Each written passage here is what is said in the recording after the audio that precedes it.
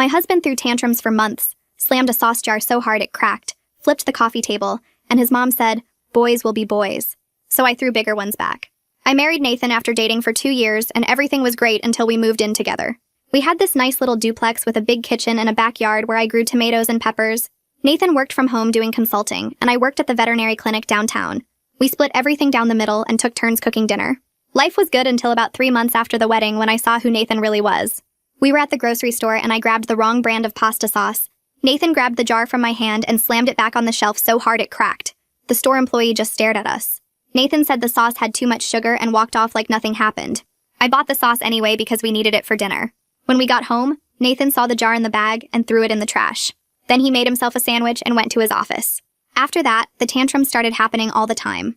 If I bought the wrong coffee creamer, he'd pour the whole bottle down the sink while I was watching. If I forgot to record his show, he'd unplug the TV and carry it to the garage. If dinner wasn't ready when he wanted it, he'd take every pot and pan out of the cabinet and stack them on the counter. The worst was when I came home late from an emergency surgery at the clinic. Nathan had thrown every single pillow and blanket from our bed into the bathtub and turned on the shower. He said if I couldn't be home on time, I didn't deserve a comfortable bed. I slept on the couch that night while he sprawled across our king-size mattress. My friend Lisa kept telling me to leave, but I wanted to handle this myself first. Nathan had this whole routine where he'd throw his fit, storm off to his office, then come back an hour later acting like nothing happened. He'd ask what was for dinner or if I wanted to watch a movie. If I brought up what he did, he'd say I was being sensitive and making a big deal over nothing. One time I tried to talk to him about it calmly, and he threw his coffee mug at the wall. Not near me, but close enough that I jumped. Then he said I was being dramatic about a little noise. His mom came to visit, and I tried to tell her what was happening. She watched Nathan flip the coffee table because I forgot to buy his protein bars, and she said boys will be boys. She actually said that.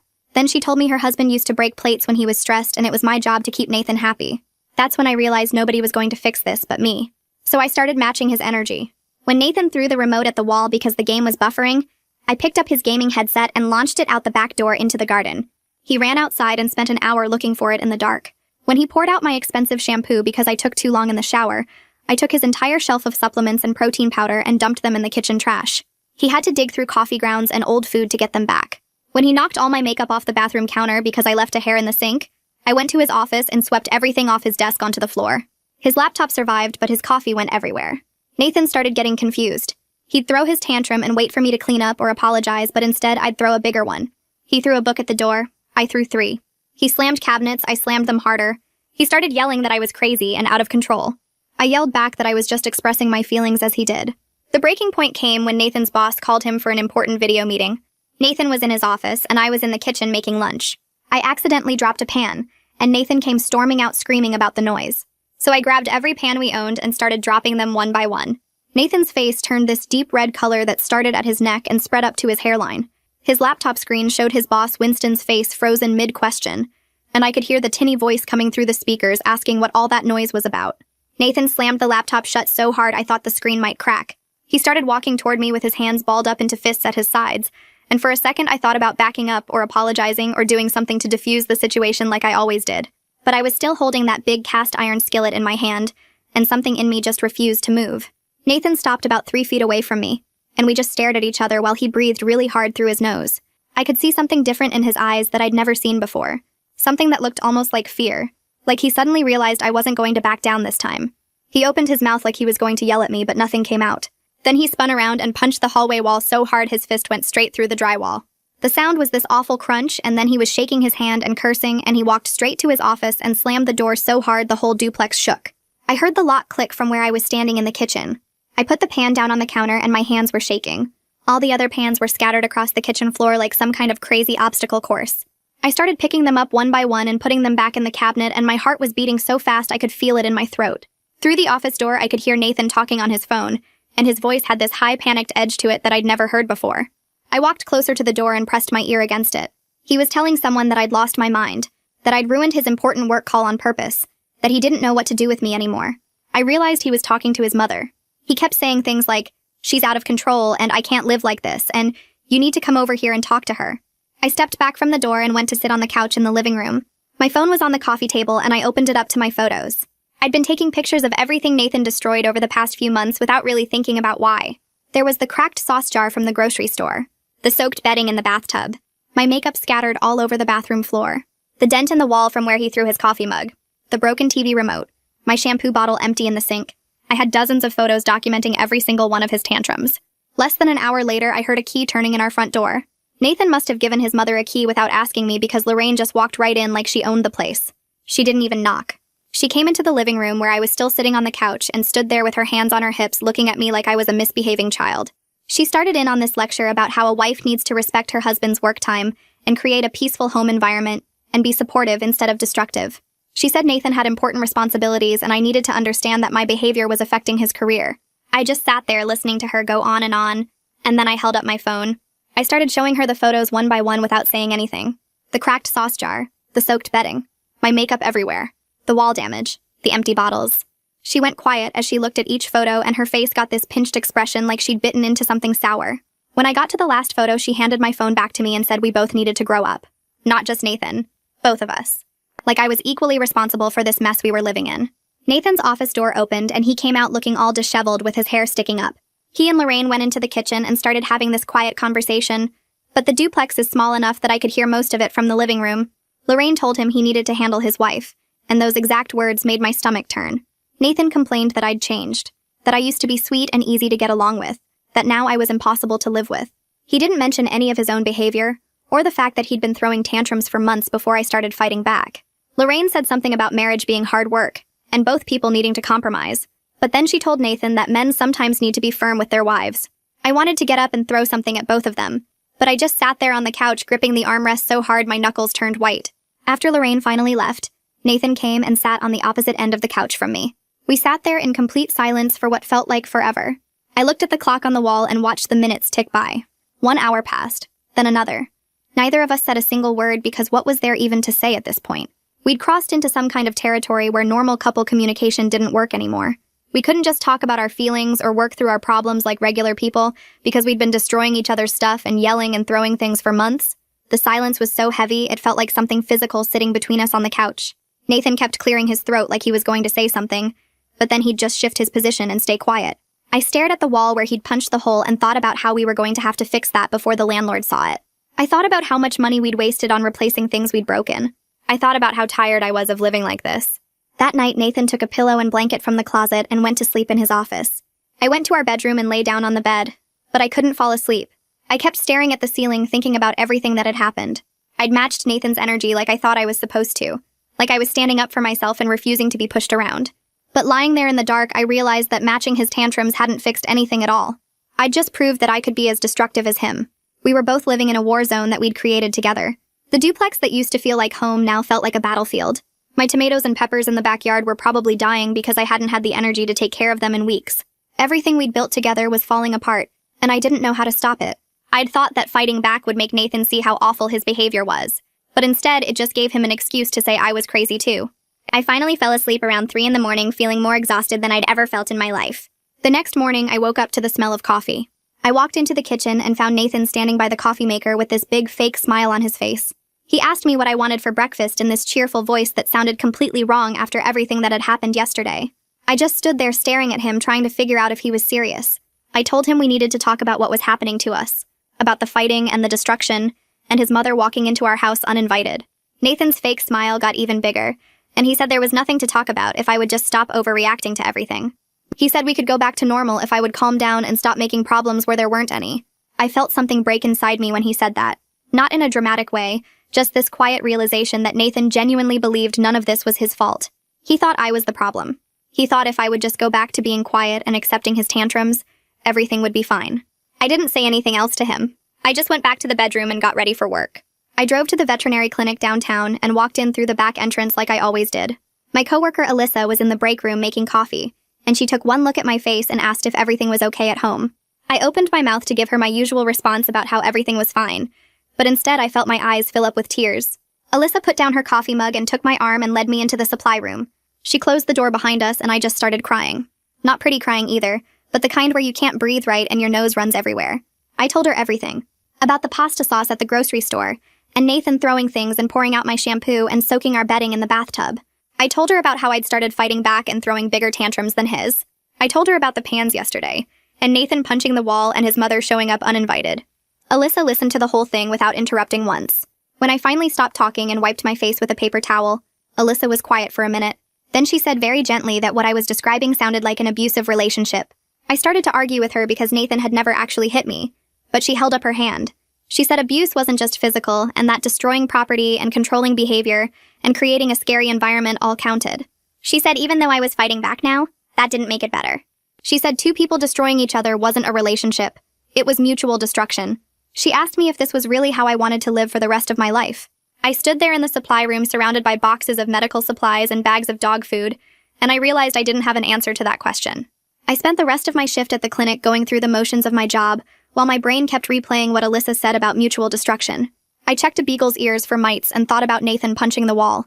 I gave a cat her vaccines and thought about me throwing pans during his work call. I cleaned exam rooms and thought about how we'd both become people I didn't recognize anymore. When I finally drove home that evening, I sat in the driveway for 10 minutes staring at our duplex. The lights were on in the kitchen and I could see Nathan moving around inside. Part of me wanted to just keep driving and never come back. But I got out of the car and walked to the front door because running away wouldn't fix anything either. I opened the door and stopped dead in the entryway. The kitchen table was set with our nice plates and cloth napkins we only used for company. Candles were burning in the middle of the table. Takeout containers from my favorite Thai restaurant were arranged on the counter, and the smell of pad Thai and green curry filled the whole house. Nathan came out of the kitchen wearing a smile that looked completely fake after everything that had happened. He asked if I was hungry and gestured at the table like he'd done something amazing. I just stood there holding my purse and staring at this scene he'd created. It was so obvious what he was doing. His mom probably taught him this exact move when he was growing up watching his dad break plates and then buy flowers the next day. Make a big romantic gesture and pretend the bad stuff never happened. Smooth everything over with fancy food and candles instead of actually talking about the real problems. I walked past him to the bedroom and changed out of my scrubs while Nathan stayed in the kitchen. When I came back out, he was sitting at the table waiting for me with that same fake smile plastered on his face. I sat down across from him and he immediately started dishing pad Thai onto my plate. I watched him serve the food and arrange everything just right, and I felt absolutely nothing. No anger, no hope, no sadness. Just this empty feeling like I was watching a stranger perform a play I'd seen too many times before. I put my fork down before even taking a bite and told Nathan we needed couples therapy. I said our marriage was falling apart and we needed professional help to fix it.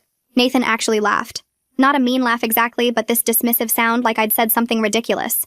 He said therapy was for people with real problems like addiction or affairs. He said we just needed to stop being so dramatic about everything and get back to normal. I asked him what normal meant to him, and he said it meant me not overreacting when he got frustrated and him not having to walk on eggshells in his own home. I pointed out that he'd punched a hole in our wall yesterday. And that wasn't frustration. That was violence. Nathan rolled his eyes and said I was making it sound worse than it was. He said lots of guys punch walls when they're mad and it didn't mean anything. I sat there looking at him across the candlelit table with expensive takeout getting cold between us. And I realized he genuinely believed what he was saying. He actually thought punching walls and destroying my stuff and soaking our bedding in the tub was normal behavior that I should just accept. The romantic dinner wasn't an apology.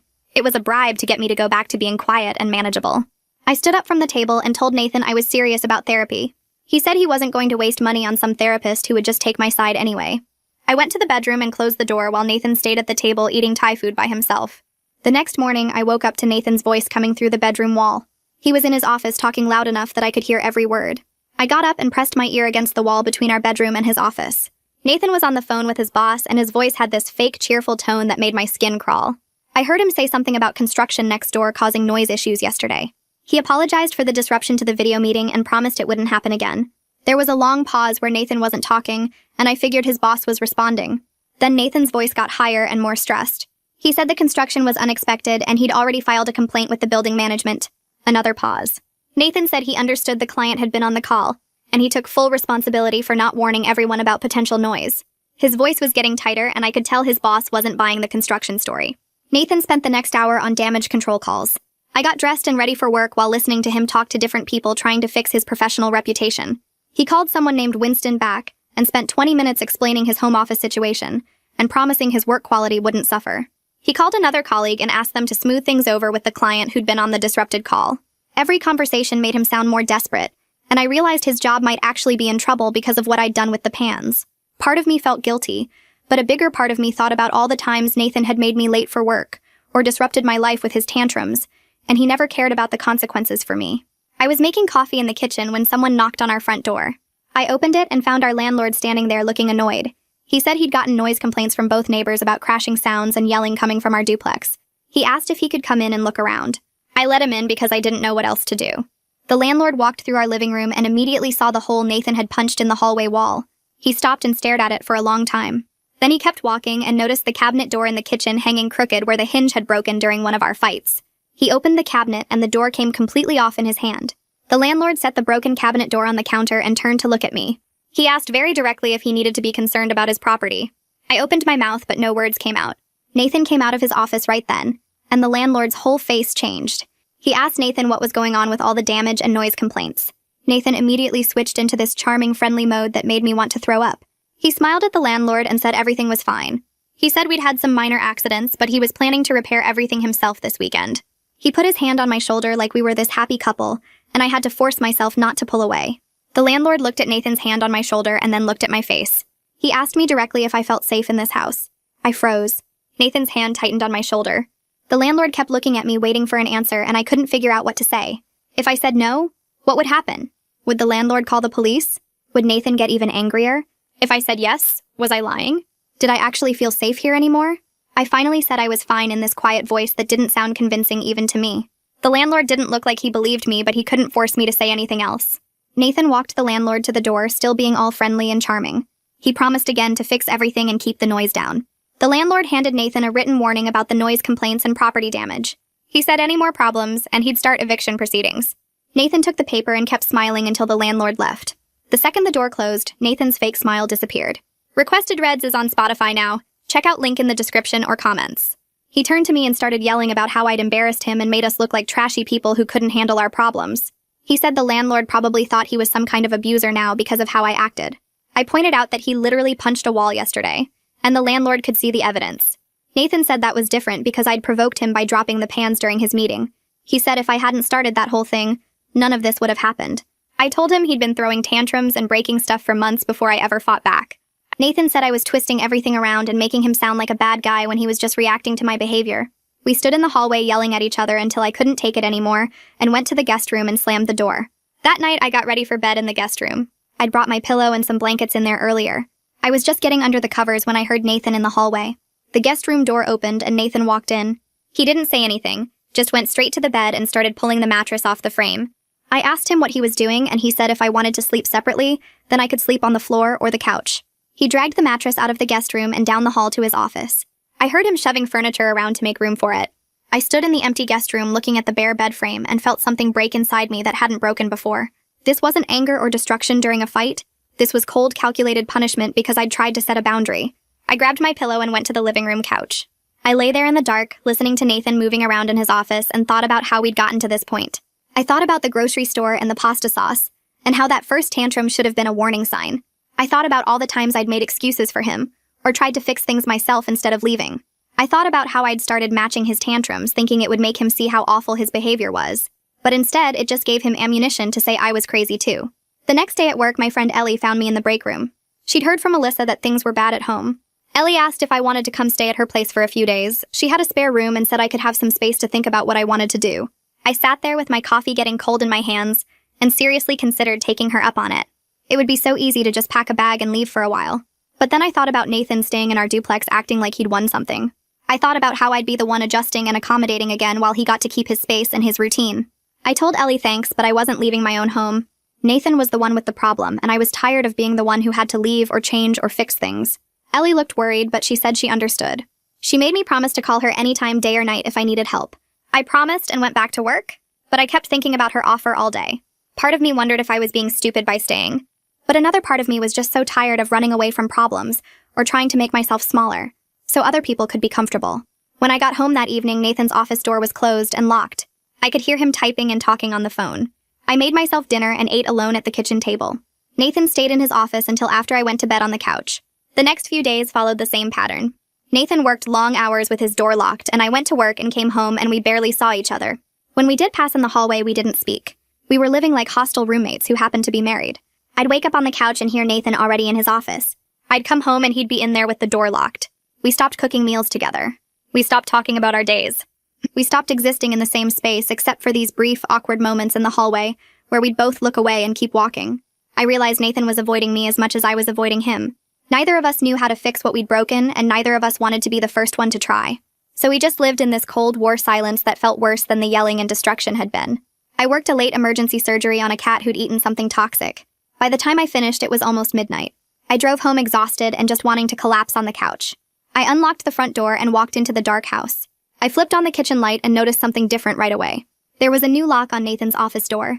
Not just the regular door lock, but one of those deadbolts you need a key for. I walked over and tried the handle and it didn't budge. Then I went to make myself something to eat and found another new lock on the pantry door. I stood there staring at the lock on the pantry where we kept all our food. Nathan came out of his office and I asked him what he was doing. He said since I couldn't be trusted not to disturb his work, he was protecting his space and his food. I asked him if he was seriously locking up our food, and he said it was his food since he'd bought most of it. He said I could buy my own groceries and keep them somewhere else. Then he went back in his office and locked the new deadbolt behind him. I stood in the kitchen staring at the locked pantry door for a long time after Nathan went back to his office. My stomach growled because I'd worked through lunch at the clinic and now I couldn't even get to my own food. I walked to the garage and grabbed my toolbox from the shelf. Then I went straight to Nathan's office door and unscrewed the router from the wall jack. I unplugged the modem too and wrapped all the cords around both devices. Nathan's door stayed locked while I carried everything out to my car. I popped the trunk and put the router and modem inside, then locked it and took my keys with me back into the house. About 20 minutes later, Nathan came storming out of his office yelling about the internet being down. I was sitting on the couch scrolling through my phone and I told him the internet was fine, just in a safe place. He demanded to know where it was, and I said he could have it back when he unlocked the pantry. Nathan's face went red and he started pacing back and forth in the living room. He pulled out his phone and I watched him turn on his hotspot and connect his laptop to it. He gave me this smug look like he'd won something and went back to his office. I ordered pizza on my phone since I still couldn't get to any real food. The next morning, Nathan was already in his office when I left for work. I could hear him on a video call talking to someone about quarterly projections. That evening when I got home, he was still in there, but I noticed he kept coming out to check his phone. He'd look at the screen, mutter something, then go back to his office. This happened 3 more times before dinner. Finally, around 8 o'clock, he knocked on the living room wall to get my attention. I looked up from my phone and he asked where the router was. I reminded him about the pantry lock and he said that was different because the food was his. I said the internet was mine then since I paid half the bill. He went back to his office and slammed the door. The next day, I came home to find a package on the porch. Nathan must have been watching for it because he grabbed it before I even got my keys out. He took it straight to his office and I heard him ripping open the box. An hour later, I tried to connect to our Wi-Fi network and it was gone. Instead, there was a new network called Nathan's Network and it was password protected. I tried a few obvious passwords, but none of them worked. At work the next day, I was sitting in the break room watching videos on my phone during lunch. Alyssa came in to make coffee and noticed I was using my data instead of the clinic Wi-Fi. She asked why, and I told her about the separate internet networks at home. Alyssa stopped pouring her coffee and just stared at me. She set the pot down very carefully and sat across from me at the table. She said very quietly that what I was describing wasn't normal. She said I was a smart and capable person who didn't have to live like this. I told her I knew it wasn't normal, but I wasn't going to let Nathan push me around anymore. Alyssa reached across the table and put her hand on mine. She said matching his crazy didn't make me strong. It just made me participate in something that was destroying me. I pulled my hand back and said I had to get back to work. I avoided Alyssa for the rest of the day because I didn't want to hear what she was saying even though I knew she was right. Nathan started missing deadlines at work. I could hear him on stressed phone calls with his boss through his office door. One afternoon, he was in there for over an hour and I heard him saying he'd have everything done by end of day. That evening, his office door flew open and Nathan came out looking furious. He said Winston had called him in for a serious talk about his performance. He said his boss was threatening to put him on a performance improvement plan. Nathan stood in the hallway and yelled that this was all my fault for being difficult and making his home life so stressful he couldn't focus on work. I was sitting on the couch and I said nobody forced him to spend all his energy on revenge tactics instead of his actual job. Nathan grabbed his briefcase from beside the door and threw it across the room. It hit the wall right next to the hole he'd punched before and made a new dent in the drywall. The briefcase fell to the floor and papers scattered everywhere. There was a knock on the door 10 minutes later. Nathan and I both froze and looked at each other. I got up and opened it to find our landlord standing there with a clipboard. He did not look happy. He said the neighbors on both sides had reported another loud crash and he was done with warnings. He handed me a formal written notice on official letterhead. The notice said any more property damage or disturbances would result in eviction proceedings. He asked both of us to sign it to acknowledge we'd received it. Nathan came to the door and we both signed our names on the form. The landlord took it back and said he'd owned this duplex for 15 years without any problems until we moved in. He looked at both of us and said whatever we were doing to each other needed to stop or we needed to leave. Then he walked back to his car and drove away. Nathan went back to his office without saying anything. I sat on the couch and looked at the 2 holes in the wall and the scattered papers on the floor. I thought about the locked pantry and the separate internet networks, and the way we couldn't even be in the same room anymore. I grabbed my keys and went out to my car. I sat in the driveway with the engine off just staring at the duplex. An hour went by and I still couldn't make myself go back inside. The house had become this place where everything felt like a battle, and I was tired all the time. I wasn't afraid Nathan would hit me because he never had. But the whole environment had turned toxic, and every day felt like walking through a war zone. I pulled out my phone and just sat there holding it, not sure who to call or what to say. I ended up calling Ellie around 9 that night, still sitting in my car with the engine off. She picked up on the second ring, and I could hear her TV playing in the background. I told her everything about the landlord's notice and the separate internet networks, and how Nathan and I were basically living like enemies in the same house. Ellie listened without interrupting, and when I finished, she said I could come stay at her place whenever I needed to, that her couch was always available. Then she got quiet for a second before saying, maybe it was time to talk to a lawyer just to understand my options. I thanked her and hung up, then sat there staring at my phone for another 20 minutes before going inside. The next morning, I looked up divorce attorneys during my lunch break at the clinic. I told myself I was just gathering information, not actually planning to leave. I found someone named Patricia Chen who had good reviews and availability that week. I made the appointment for Thursday afternoon and didn't tell Nathan about it. When Thursday came, I left work early and drove to her office in a building downtown. The waiting room had uncomfortable chairs and magazines from 6 months ago. Patricia called me back after 10 minutes, and we sat in her office with a big window overlooking the parking lot. She asked about my marriage, and I gave her the basic facts about Nathan's tantrums and my retaliation. She took notes on a yellow legal pad and asked if Nathan had ever physically hurt me. I said no, he'd never hit me or anything like that. Then she asked about emotional abuse, and I froze because I didn't know how to answer that question. Patricia put down her pen and explained that destroying property and controlling behavior and creating a hostile environment all counted as forms of abuse even without physical violence. She said what I was describing fit a pattern she'd seen many times before. She pulled out some pamphlets about domestic abuse and support resources, then told me to think carefully about whether I wanted to try to save this marriage or protect myself by leaving. I took the pamphlets and stuffed them in my purse, then drove home in a daze thinking about the word abuse and whether it really applied to my situation. I walked into the duplex to find a strange man working in our kitchen. He was on a ladder patching the hole Nathan had punched in the wall, and there were tools spread out on the counter. Nathan came out of his office when he heard me come in and explained that he'd hired a handyman to fix all the damage before the landlord came back. The handyman glanced between us and kept working, but I could tell he felt uncomfortable. He probably sensed the tension radiating off both of us. I went to the bedroom without saying anything to Nathan and closed the door. Later that evening, after the handyman left, Nathan found me in the kitchen making dinner. He told me in this cold, formal voice that he was fixing everything so we wouldn't get evicted, speaking to me like I was a business partner instead of his wife. I realized we hadn't had a real conversation in over a week, just these tactical exchanges about practical matters. He asked what time I'd be home tomorrow, and I told him my usual time. Then he nodded and went back to his office. I ate dinner alone at the table, looking at the freshly patched wall. At work the next day, Alyssa cornered me in the supply room and asked how things were going at home. I tried to brush her off, but she wouldn't let it go. She said I looked exhausted and stressed and she was worried about me. I finally admitted that Nathan and I were barely speaking and living like hostile roommates. Alyssa said even if Nathan wouldn't go to couples counseling, I needed to talk to someone because this situation was clearly taking a toll. She pulled up a therapist's website on her phone and showed me the profile for someone named Heidi Molina, who worked with relationship issues and trauma. I took a picture of the screen and promised Alyssa I'd think about it. I called Heidi's office that afternoon and made an appointment for the following Tuesday. The receptionist asked what I wanted to work on, and I said relationship problems, which felt like a massive understatement. When Tuesday came, I left work at 4 and drove to Heidi's office across town. She met me in the waiting room, a woman in her 50s with gray hair and kind eyes.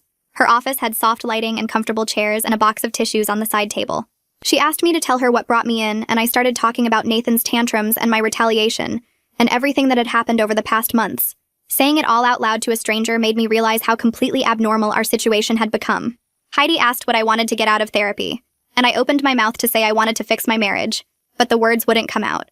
I sat there staring at the tissue box and realized I didn't even know if I wanted to save my marriage anymore. Heidi didn't push me for an answer. Instead, she started asking about Nathan's behavior patterns and my responses to them. She explained that what I was describing followed a classic abuse cycle, even though Nathan wasn't hitting me. She said my retaliation was a trauma response to feeling powerless in my own home. Then she said something that hit me hard, that matching his destructiveness didn't give me power back. It just made me participate in my own harm. I left that session feeling like someone had taken everything I thought I knew about my situation and turned it upside down. I kept seeing Heidi twice a week after that first appointment. Over the next few sessions, things started getting clearer in my head. I'd been so focused on proving I wouldn't be pushed around that I'd lost sight of whether this relationship was even worth fighting for. Nathan hadn't changed at all since I started matching his tantrums. He'd just gotten sneakier about his control tactics, like locking the pantry and creating separate internet networks. I was exhausted from constantly being on guard in my own home. Heidi helped me see that I deserved better than living in a war zone, whether I stayed with Nathan or not. 3 weeks into therapy, Nathan's mother called me directly for the first time in weeks. I was sitting in my car outside the clinic after work when her name popped up on my screen. I almost didn't answer, but curiosity got the better of me. Lorraine didn't even say hello, just launched into how she'd heard from Nathan that I was in therapy. Her voice had this disapproving edge as she told me therapists just wanted to break up families. And I held the phone away from my ear and stared at it for a second, then brought it back and very calmly told her I had to go. She was still talking when I hung up. I brought the phone back up and told her that her son learned his tantrum behavior from somewhere, and maybe she should think about her own role in creating this situation. My voice stayed calm and level even though my heart was pounding. Lorraine made this sputtering sound like she couldn't believe I'd said that to her. She started to say something about respect and family, but I just ended the call and set my phone down on the passenger seat. My hands were shaking a little, but I felt good about finally saying what needed to be said. An hour later, my phone buzzed with a text from Nathan asking how dare I speak to his mother that way, and saying I owed her an apology. I didn't respond because there was nothing to say that would make any difference. When I got home, Nathan was waiting in the living room with his arms crossed. He started yelling the second I walked through the door about how I disrespected his mother and embarrassed him. I dropped my bag on the floor and yelled back that his mother enabled his terrible behavior for his entire life. Nathan's face went red and he screamed that I'd turned into someone he didn't recognize anymore. I screamed back that I was just matching the energy he brought into this marriage from day one. We stood there in the middle of the living room actually yelling at each other for the first time in weeks, instead of doing our usual Cold War tactics. Nathan said I used to be sweet and easy to get along with, and now I was angry all the time. I told him I was angry because he'd made our home a place where I had to constantly defend myself. He yelled that everything was fine until I started acting crazy. I yelled that everything was never fine and I'd just been too scared to stand up for myself. Nathan suddenly stopped mid-sentence and his whole body seemed to deflate. He walked over to the wall and just slid down until he was sitting on the floor with his knees pulled up. He put his head in his hands and said he didn't know how we got here. His voice came out quiet and tired instead of angry. He said he didn't know how to fix it, and this was the first honest thing he'd said in months. I stood there looking down at him and realized I was exhausted too. All the anger drained out of me, and I just felt empty and sad. I walked over and sat down on the floor across from him with my back against the opposite wall. We looked at each other for a long time without saying anything. The house was completely quiet except for the sound of the refrigerator humming in the kitchen. I told him I didn't know if this marriage could be saved. He looked up at me with red eyes. I said I knew it couldn't continue the way it had been going because we were destroying each other. Nathan nodded slowly and wiped his face with his sleeve. Nathan started talking in this low voice about his dad, and how he used to watch his father throw things and yell at his mom. He said his dad would break dishes when he got stressed and his mom would just clean it up and act like nothing happened. Nathan said he grew up thinking that was normal, and that's how men handled their feelings. He looked at the floor and admitted he had anger issues. He said he didn't want to be like his dad, but he didn't know how to be different because this was the only way he'd ever seen conflict handled. His voice cracked a little when he said he was scared he'd already become exactly like his father. I sat there processing what he'd just told me, and thinking about all the therapy sessions with Heidi. I told Nathan I would consider trying therapy together if he was serious about changing. I said I needed to see real effort, and not just words because words were easy. Nathan looked up and asked if I really thought therapy could help. I said I didn't know, but I knew we couldn't fix this on our own. He nodded and said he'd find a couples therapist and make an appointment. For the first time in weeks, I felt this tiny bit of hope that maybe we could actually work through this. Nathan pulled out his phone right there on the floor and started searching for therapists. I watched him scroll through options and read reviews out loud. He found one that had good ratings and specialized in marriage counseling and anger management. He called the office and left a message asking for an appointment as soon as possible. 3 days later, Nathan got a call back from the therapist's office saying they had an opening that Thursday. Nathan took the appointment and then told me about it when I got home from work. Thursday came and we both got ready in silence. We drove to the therapist's office in separate cars because I wanted my own way to leave if I needed it. The waiting room had beige walls and comfortable chairs and magazines on a small table. Nathan and I sat next to each other but didn't talk. We both just stared at the walls or our phones feeling nervous about what we were about to face together. A woman came out and called our names. She introduced herself as the therapist and led us back to her office. The first session was brutal because we both laid out everything that had happened over the past months. I talked about Nathan's tantrums and the destroyed property and feeling unsafe in my own home. Nathan talked about feeling like I'd changed and become hostile, and how nothing he did was ever good enough. The therapist listened to both of us without interrupting. When we finished, she didn't take sides, but she pointed out that we'd created a pattern of mutual retaliation. She said this pattern would destroy us both if we didn't stop it immediately. She explained that we were stuck in a cycle where each person's reaction triggered the other person to react worse. Nathan and I both sat there taking in what she was saying. The therapist gave us homework to practice basic respectful communication. She said we needed to not engage in any destructive behavior toward each other or property for the next week. Nathan and I both agreed to try. I could see Nathan looked skeptical about whether talking would actually help, but he said he'd do it. The first week of trying to follow the therapist's guidelines was incredibly hard. Our default mode had become hostility, and we had to actively fight against it constantly. Nathan started to slam a door one morning and then caught himself halfway through. He closed it gently instead, and I saw him take a deep breath. I started to make a sarcastic comment when he left dishes in the sink, and I stopped myself mid-sentence. We were both trying, but it felt awkward and forced, like we were learning a new language. Nathan asked me to pass the salt at dinner one night using this overly polite voice that sounded fake. I passed it to him and said thank you when he handed me the pepper, even though neither of us had said please or thank you in months. Small moments happened where we almost fell back into old patterns, but managed to stop ourselves just in time. Our second week following the therapist's homework went a little smoother than the first. Nathan woke up early one Tuesday and I found him in the kitchen already dressed for work. He had made coffee for both of us without me asking. The mug sat on the counter steaming and he just nodded at mine when I walked in. I picked it up and took a sip, and it was exactly how I liked it with the right amount of cream. We didn't say much, but we sat at the kitchen table together for 10 minutes before he went to his office. That small gesture felt weird after everything that had happened. A few days later, I stopped at his favorite Thai place on my way home from the clinic and picked up Pad CU without telling him I was doing it. I just brought it home and set it on his desk while he was on a call. He looked up surprised and mouthed, "Thank you." These tiny moments of trying to be decent to each other felt fragile, like they could shatter if either of us made one wrong move. We were both walking carefully around the house, being overly polite in a way that felt forced, but also necessary. Nathan would ask if I needed anything from the store before he left. I would text him if I was running late so he wouldn't worry. We were building something new, but it was so delicate that neither of us trusted it yet. Nathan came home from work one afternoon looking genuinely happy for the first time in months. He found me in the living room folding laundry and told me his boss had pulled him aside that morning. Winston had noticed Nathan's work was getting better, and his attitude had improved. Nathan said Winston told him that whatever personal stuff had been going on seemed to be getting worked out. Nathan looked proud when he told me about it. He said he'd been meeting all his deadlines again, and his client presentations were back to their normal quality. I could see how much it meant to him that his professional reputation was recovering. He'd been so stressed about Winston losing confidence in him. Nathan sat down on the couch next to the laundry basket and actually smiled. He said he felt like he was getting his life back on track, and it was because we were both trying harder. I told him I was glad his boss noticed, and I meant it. Seeing Nathan care about something besides our fights reminded me of the person I'd married before everything went wrong. Nathan's phone rang while we were eating dinner the following week, and I saw his mom's name on the screen. My stomach dropped because Lorraine's calls usually meant drama. Nathan looked at the phone, then at me, and picked it up. I expected him to get up and take it in his office like he always did, but he stayed at the table. I could hear Lorraine's voice coming through the speaker, loud and demanding. Nathan took a breath and said he needed to talk to her about something important. He told her that he and I were working on our marriage in therapy, and we were making progress. Lorraine started talking over him, asking what kind of therapy, and saying marriage counselors just caused problems. Nathan interrupted her, which I'd never heard him do before. He said he needed her to either be supportive of what we were doing, or stay out of it completely. Lorraine's voice got higher, and she started listing all the things she thought I was doing wrong. Nathan said he wasn't going to discuss it, and he needed her to respect his boundary. There was silence on the other end. Then Lorraine said fine in this cold voice and hung up. Nathan put his phone face down on the table and went back to eating his dinner. I just sat there shocked because Nathan had never stood up to his mother about anything related to me. He didn't look at me or acknowledge what had just happened, but I could tell it had been hard for him. 2 weeks later, I asked Nathan to pick up my prescription on his way home from the coffee shop. He said he would, and I didn't think anything of it. When he got home that evening, he had the coffee, but not my prescription.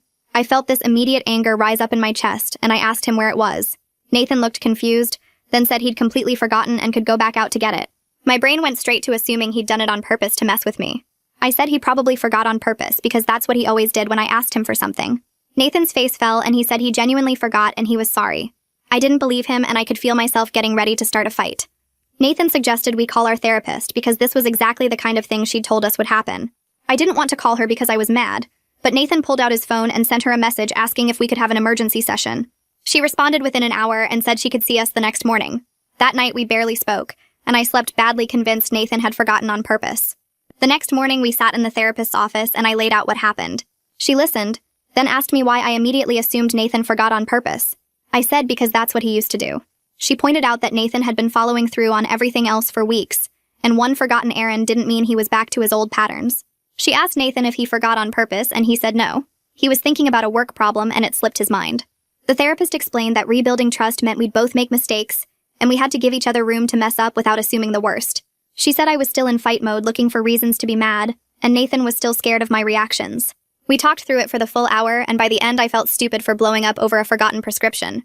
3 months into therapy, Nathan and I were having more good days than bad ones. We still had moments where we slipped into old patterns, but we caught ourselves faster. Nathan was learning to say he was frustrated instead of throwing things. One morning he was annoyed that I'd used the last of the coffee creamer, and instead of pouring something out, he just said he was irritated and went to the store to buy more.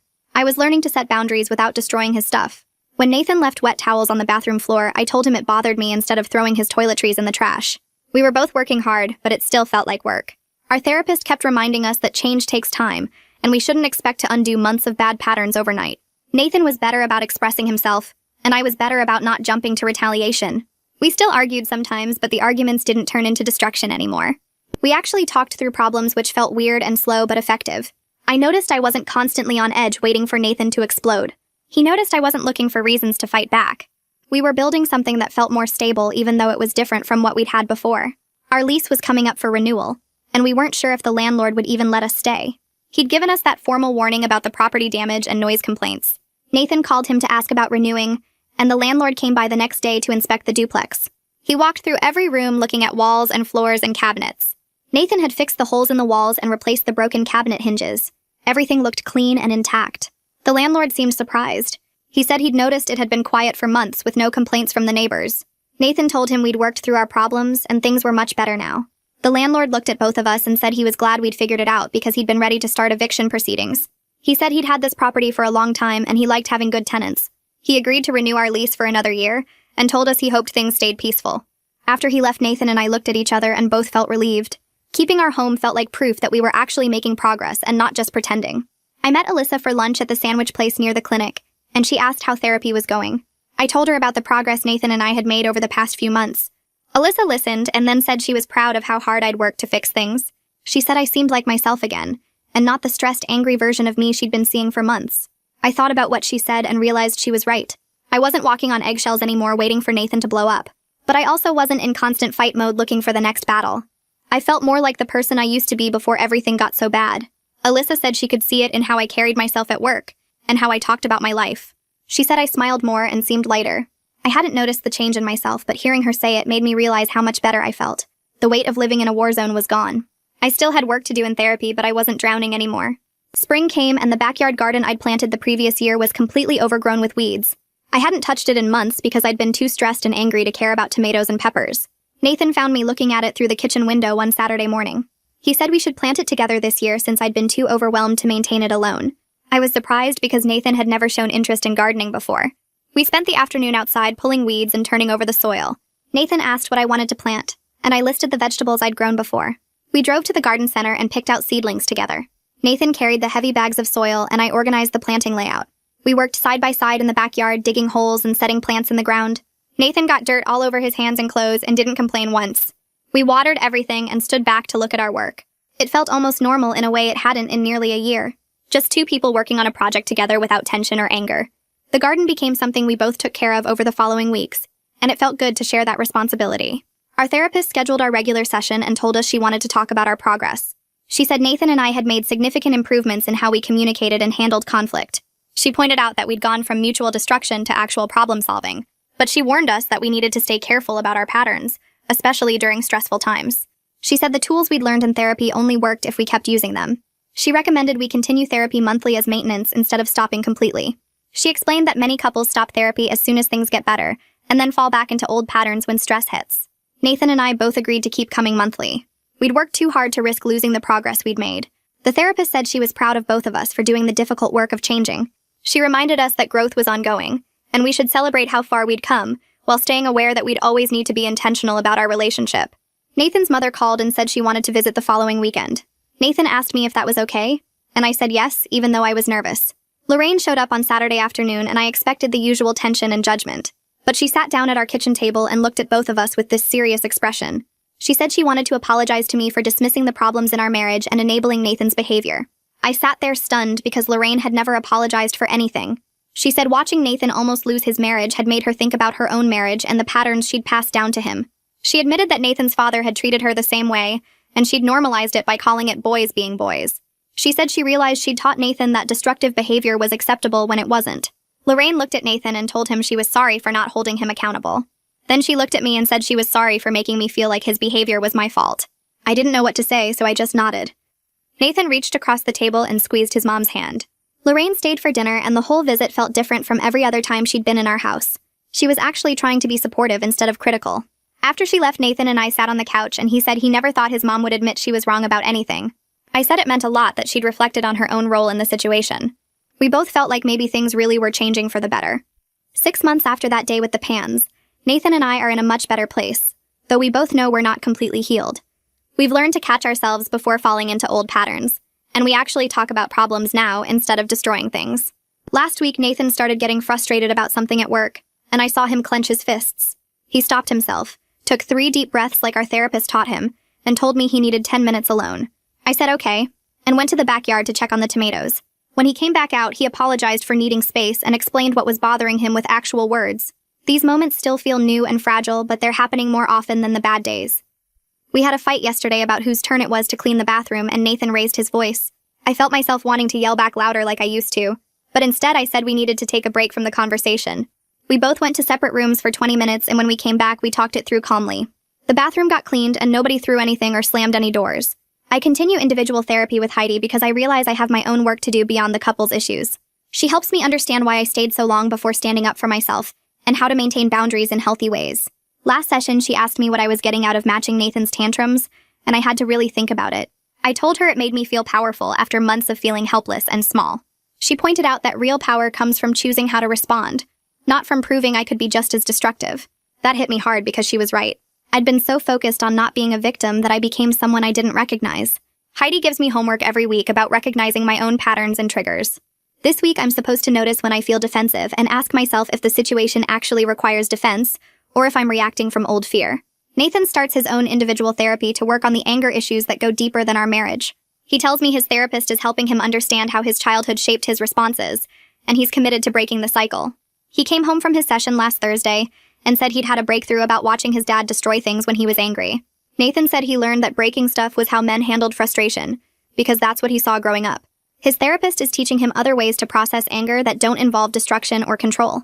I can see him really trying, and that means everything to me.